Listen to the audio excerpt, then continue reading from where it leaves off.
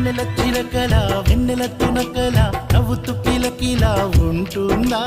పచ్చని వెలుగులా పచ్చని గడపల ముచ్చపు చినుకులా ఉంటుందా మదిలో మెదిలే మైన మనసు తెలుసుకోగల రెక్కల పైన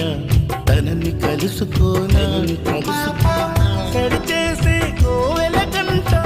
శుభమస్తు పలికేనంట ఆలస్యం చేయకును జీపుని త్వరగా మోనివ్వు అయ్య బాబు ఎంత తొందర ఎందుకంట చంద్రవంకరింత కూడా చూడకుండా పిల్లగారి కొట్టగానే బుచ్చికొండా చిట్టి గుండె కొట్టుకోక ఆగుతుందా